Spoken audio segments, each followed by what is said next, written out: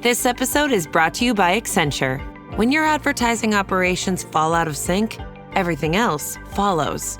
Spotify and Accenture are working together to reinvent the rhythm of ad sales, using automation, analytics, and smarter workflows to simplify campaign delivery and access better data across the business. The result?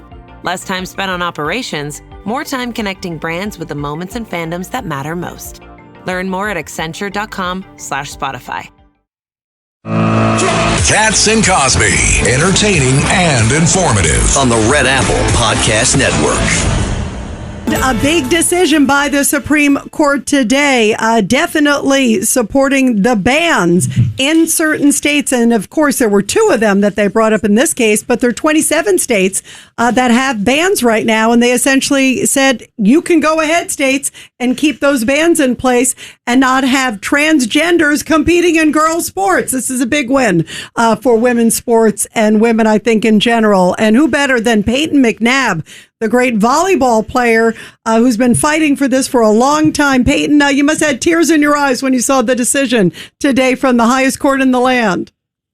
Oh, absolutely. I mean, I was completely overwhelmed with emotions. I'm so thankful that, they came to the conclusion that women deserve these protections. And of course, I still am, frustrated that it wasn't a a vote, and the three women justices were the ones that voted against it. But nonetheless, I am very thankful that truth did prevail today. And by the way, the three are the liberal justices: Sonia Sotomayor, Elena Kagan, Ketanji Brown Jackson.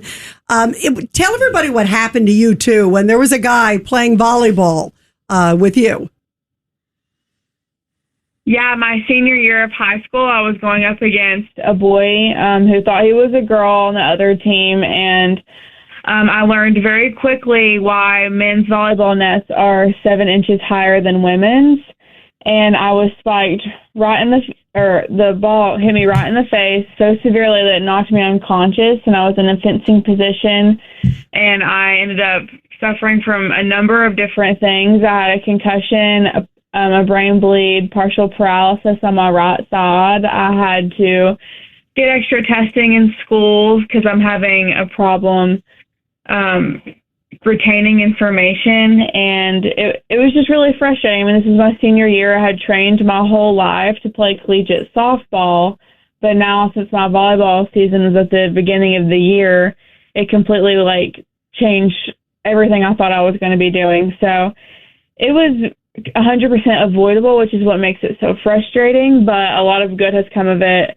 for sure, because it's been a story that, it's a real story, and it's a genuine story that I've been sharing for years now, and it's really opened eyes of a lot of people who didn't think it was a big deal or didn't understand the severity of it, and once they hear what happened to me, it kind of opens their eyes a little bit and makes them realize, this is a real thing, and it's really affecting girls everywhere. Is the ruling the Supreme Court enough, or did they have a shortfall on anything? Yeah. So what this ruling means is the states that have already passed some sort of protection laws are allowed to do that. So it's not even like they were ruling on if every state should have to. So there's a shortfall there. That if states have not ruled on it, then there's no protection. Correct. Yeah, it's only if states are allowed to do so. And is it up to the states, is our understanding? So they kind of left it up to the states that haven't done it, right?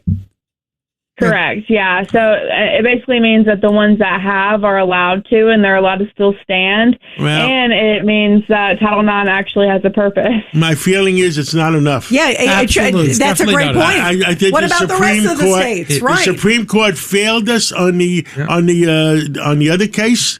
And I think it's failed us on this case because they didn't do enough. Yeah, and to John's point, Payton, it's 27 states, right? So what about the others? What about the other 23? Well, you got 11 states already that refused to go to Washington to celebrate the 250 years anniversary. So in those 11 states, do you think they're going to pass a transgender ban? Sadly, no. Sadly, no. So what the heck is going on in our country? It is sad. It is sad. But Payton, to John's point, hopefully the Supreme Court at some point does it with all 50 states. Yeah. That's a great point. They fumbled. They Yeah, kicked I it to the agree. states. Mistake.